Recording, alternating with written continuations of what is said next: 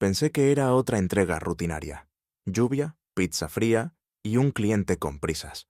Pero cuando abrió la puerta sin decir palabra, entendí que yo no era el único que traía algo caliente esa noche.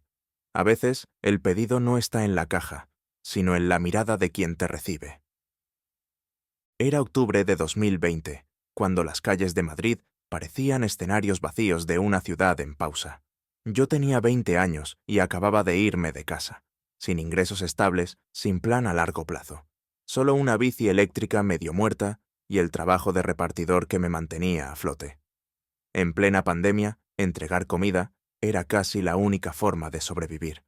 Ese día llevaba horas bajo la lluvia. Las gotas se colaban por el cuello de la chaqueta y ya no sentía los dedos. Tenía el móvil atado al manillar y cada vez que llegaba un nuevo pedido, lo aceptaba sin pensarlo. No podía darme el lujo de elegir, pero ese encargo, ese no lo debía haber aceptado. Venía desde una urbanización privada al norte de la ciudad. No era mi zona habitual. Los edificios ahí eran de esos donde hay cámaras en cada esquina y porteros que te miran con sospecha por llevar una mochila térmica. Pero el pago prometido era alto, muy alto, y en esos días cada euro contaba. Tardé más de lo debido en llegar. La batería de la bici parpadeaba en rojo, mis piernas temblaban y el GPS no encontraba la entrada correcta. Cuando por fin localicé el edificio, subí al ascensor con el corazón bombeando más por el estrés que por el esfuerzo físico.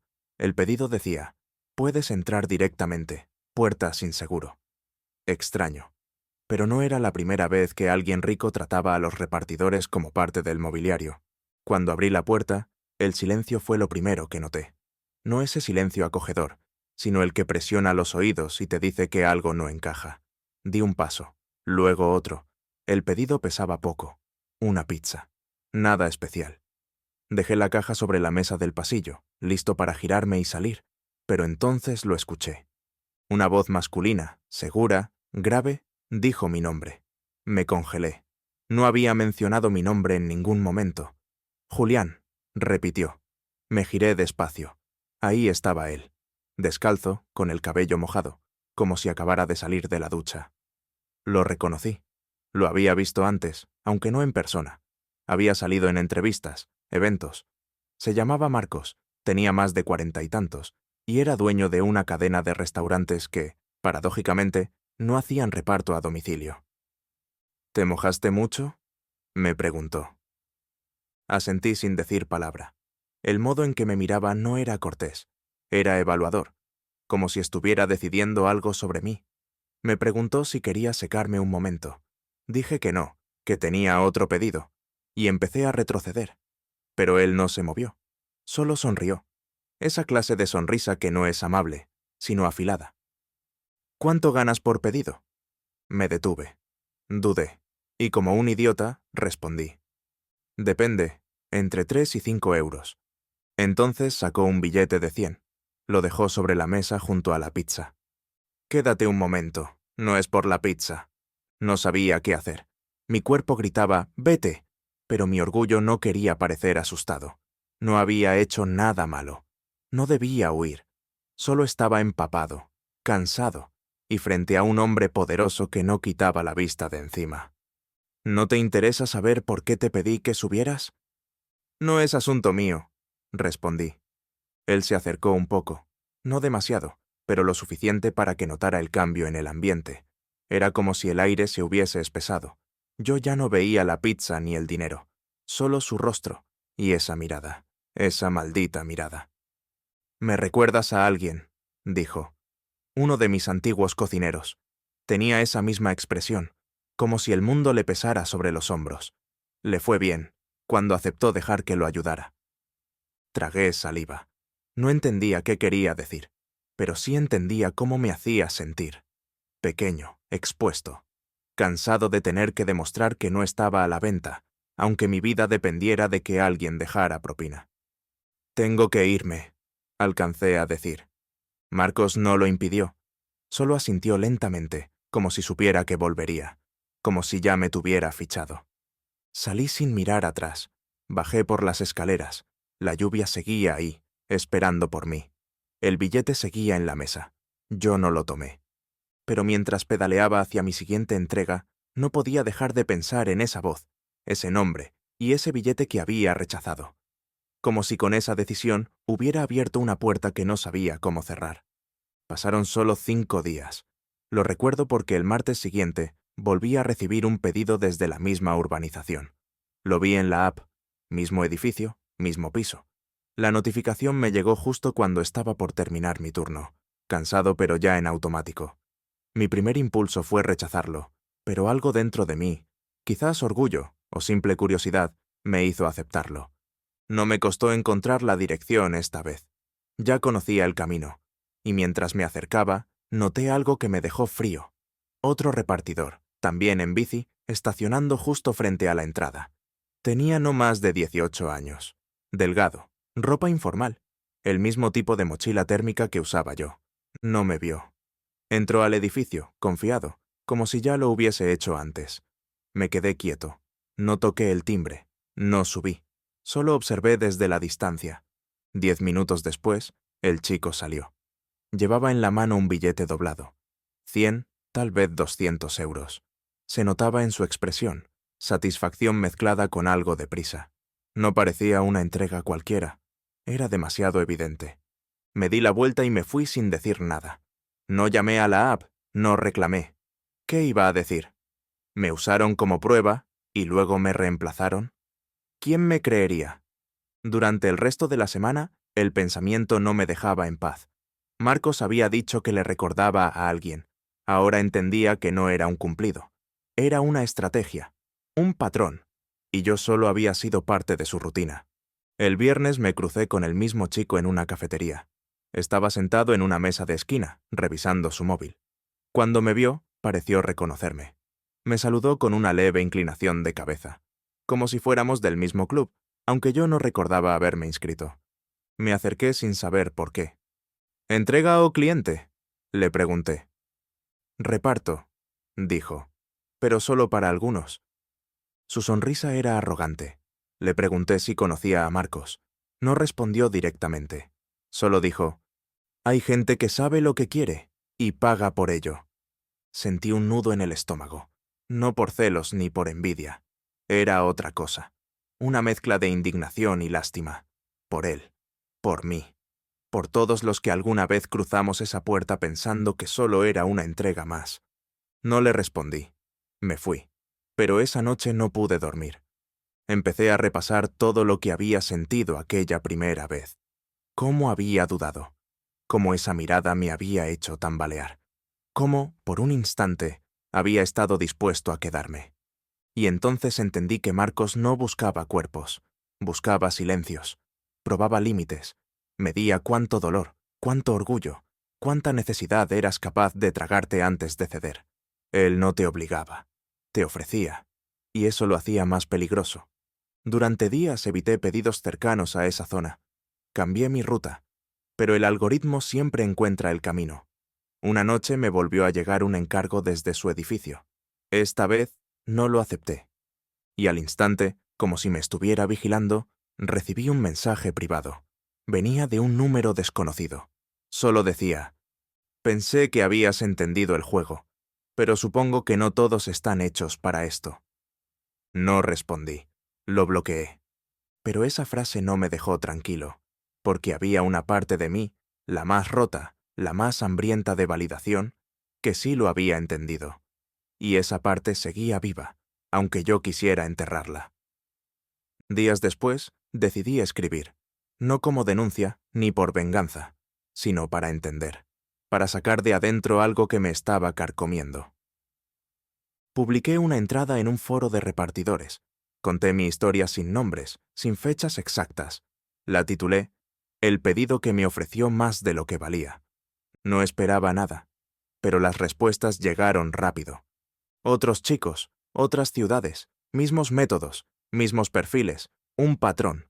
Uno escribió, «Lo peor no fue lo que hizo, fue que me hizo pensar que era especial, solo para después reemplazarme al día siguiente». Otro, «Acepté. Pensé que era un trato entre adultos, pero después entendí que todo había sido una prueba, una apuesta, y yo era el experimento». Leí cada comentario con una mezcla de alivio y rabia. No estaba solo. y sin embargo, eso no hacía que doliera menos. Al día siguiente, recibí un mensaje directo, no de Marcos, de alguien que decía haber trabajado con él años atrás. ¿Te usó también?, decía el asunto, y entonces supe que esto recién comenzaba. No sabía si responder. Ese mensaje, tan directo, tan preciso, me dejó congelado frente a la pantalla. ¿Te usó también?, decía. No había saludo, ni presentación, solo esa pregunta como un disparo seco. Después de varios minutos, contesté con una frase breve. No sé si me usó, pero intentó. La respuesta llegó enseguida. Entonces, ya sabes cómo funciona. Aquel desconocido se presentó como Iker. Dijo que había sido chef en uno de los restaurantes de Marcos hacía unos años, que había visto cómo trabajaba su círculo cercano, cómo elegía a los que le rodeaban. No contrata por talento, contrata por docilidad. Me ofreció hablar por llamada. Dudé, pero acepté. Lo que escuché esa noche no lo esperaba. Iker me contó cómo Marcos jugaba con las personas. No era algo sexual, necesariamente. Era control, dominio. Creaba vínculos de dependencia. Daba mucho al principio, con gestos de generosidad que desarmaban. Y luego, lentamente, te hacía sentir culpable por todo lo que habías recibido. Te hacía creer que le debías algo. Yo le cocinaba cada noche fuera del menú, me dijo. Lo hacía porque me gustaba, hasta que una noche, después de una cena privada, me pidió que me quedara. No para trabajar, solo estar ahí. No supe decir que no. Y eso fue el inicio. Callé. No tenía palabras. Iker siguió. No me obligó, pero tampoco me dejó opción. Lo hace así. Él no grita. Él no exige. Solo espera a que tú te dobles. Esa conversación me removió algo profundo. Me sentí estúpido por haber pensado que era un caso aislado. Me dio rabia, no por lo que me había pasado, sino por no haber entendido antes la dimensión real del juego. En los días siguientes, Iker me puso en contacto con otros 2 chicos. Uno había sido camarero, otro encargado de logística. Historias parecidas. Todos habían cruzado esa línea difusa entre favor y obligación. Todos pensaron, en su momento, que eran especiales. Decidimos reunirnos. Nada formal. Solo una charla, en un parque, sin grabadoras ni celulares. Necesitábamos escucharnos sin miedo. Éramos 5. Cada uno con su versión. Algunas más duras. Una incluso mencionó que había terminado terapia por todo lo que vivió bajo su protección. Lo que compartíamos era la vergüenza. No por lo que habíamos hecho, sino por lo que habíamos permitido. No nos sentíamos víctimas, nos sentíamos tontos, engañados por alguien que sabía exactamente dónde apretar. ¿Qué hacemos con esto?, preguntó uno. Nadie respondió de inmediato. No queríamos venganza. Tampoco buscábamos justicia legal. Lo que queríamos era cortar la cadena, romper el patrón, evitar que otro chico, con la mochila al hombro y las cuentas sin pagar, creyera que quedarse era la mejor opción. La idea surgió casi como una broma. Crear un perfil falso en la app de reparto, aceptar sus pedidos, enfrentarlo, no con insultos, con verdad. Que vea que ya no tiene el control, dijo Iker. Durante días planificamos. Usamos una cuenta nueva, a nombre de otro chico que se ofreció como voluntario. La app permitía cambiar la foto y nombre del repartidor. Era legal. Lo que hacíamos no era una trampa. Solo queríamos mirar a los ojos a alguien que siempre hablaba desde arriba. El pedido llegó un jueves, mismo edificio, mismo piso, todo igual. El nuevo chico, llamado Andrés, subió sin mochila, solo con una caja vacía. Nosotros lo esperábamos abajo, con la excusa de un café en la esquina. No era para intervenir, solo para saber que no estaba solo. Tardó poco. Cuando volvió, tenía la cara pálida. No ha cambiado nada, dijo. Mismo discurso, mismo billete sobre la mesa. Nos miramos todos. Silencio. Nadie sonrió. ¿Y qué hiciste? Andrés sacó el móvil, mostró una foto. La caja abierta, vacía. Un cartel dentro que decía: «No somos tus cosas». Eso fue todo. No esperábamos respuesta. Pero llegó. Un mensaje directo, corto, Segundo, esto no es un juego que quieran jugar conmigo. Y ahí entendimos algo. Habíamos tocado su ego. Por primera vez, alguien le decía «no» con voz colectiva. Y eso, para alguien como él, era más humillante que cualquier denuncia. No esperábamos que reaccionara rápido, pero lo hizo. Al día siguiente del mensaje amenazante, uno de los chicos, Álvaro, recibió una llamada. Número desconocido. No contestó. Luego, un correo. Sin remitente claro, solo un texto breve. Sé quién eres, y sé lo que estás haciendo. No tenía pruebas de que viniera de Marcos, pero nadie lo dudó. El tono, la precisión, la intención, todo encajaba. No era una advertencia legal, era intimidación disfrazada de interés. Decidimos reunirnos esa misma noche. Álvaro llegó tarde, visiblemente nervioso. Dijo que alguien lo había estado esperando fuera de su casa el día anterior. Un hombre en un coche, con los cristales tintados, que no dijo nada. Solo lo observó por varios minutos antes de irse. ¿Y si está contratando a alguien para seguirnos?, preguntó. ¿Y si esto ya no es solo un juego? La sala quedó en silencio. Iker intentó calmarlo, pero se notaba que también estaba inquieto. Nadie lo decía en voz alta, pero todos lo pensábamos. Habíamos cruzado una línea.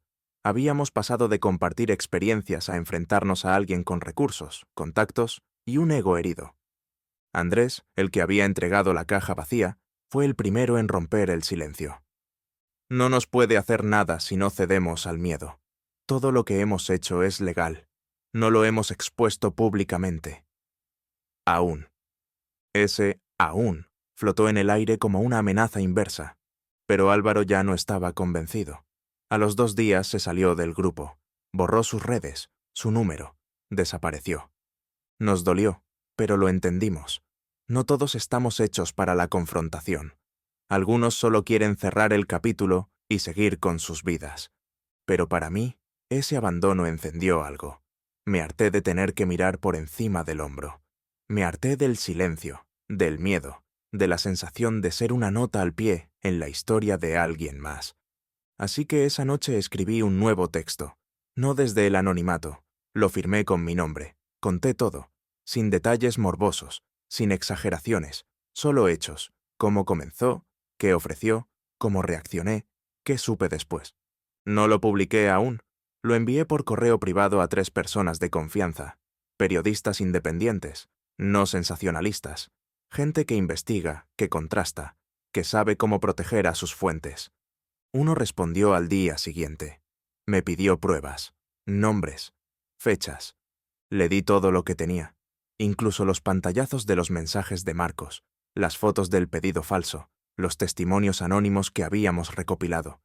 Me agradeció y me dijo que no podía prometer una publicación inmediata, pero que lo investigaría. No supe nada más por semanas. Mientras tanto, nosotros seguíamos comunicándonos con cautela. Nada por mensajes, nada por llamadas. Nos veíamos en persona, en espacios públicos, no por paranoia, sino por precaución, hasta que ocurrió algo que lo cambió todo. Iker fue citado por su antiguo trabajo para una revisión de contrato. Nunca había pasado algo así. Llevaba años sin problemas, pero justo ahora lo querían revisar. Él sospechó, y con razón. Durante la reunión, uno de los socios le preguntó directamente si había hablado con medios. Le mencionaron el nombre de Marcos. Le advirtieron que se cuidara. Ese mismo día me escribió. Ya no se trata solo de nosotros, está moviendo hilos. Fue el punto de quiebre. Ya no podíamos quedarnos quietos. Ya no era un tema de incomodidad emocional. Era persecución, manipulación, abuso de poder. Andrés propuso publicar los testimonios en un blog colectivo, sin nombres, sin fotos, pero con detalles concretos, cronología, pruebas documentadas. Era arriesgado, pero preferible a seguir esperando. Pasamos una semana redactando, editamos, contrastamos, corroboramos fechas, ubicaciones, correos, todo sin adjetivos, solo hechos, y una noche lo subimos. Lo titulamos Crónicas del silencio consentido. En las primeras horas no pasó nada, pero al tercer día explotó. Medios independientes empezaron a replicar. Usuarios anónimos dejaron comentarios, algunos ofensivos, otros reveladores. Pensé que era el único. Ahora entiendo lo que me pasó hace 3 años. Gracias por escribirlo. No había vuelta atrás. Y Marcos aún no respondía. Pero sabíamos que lo haría. La publicación ya había hecho su trabajo. No era viral, no ocupaba portadas, pero se movía en círculos donde importaba. Grupos de repartidores, foros laborales, cuentas independientes en redes sociales. El nombre de Marcos aún no aparecía directamente, pero los detalles eran inconfundibles para quienes lo conocían. Fue entonces cuando apareció. Primero con una respuesta velada en su cuenta profesional.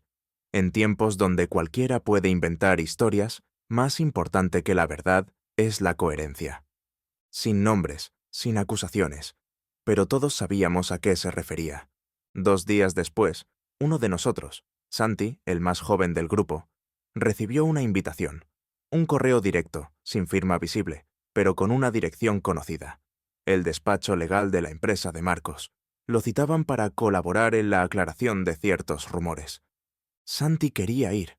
Decía que no tenía miedo, que no tenía nada que ocultar. Eso es justo lo que buscan, le dijimos. Te sientan frente a un abogado, te presionan, te graban, y luego usan cada palabra contra ti.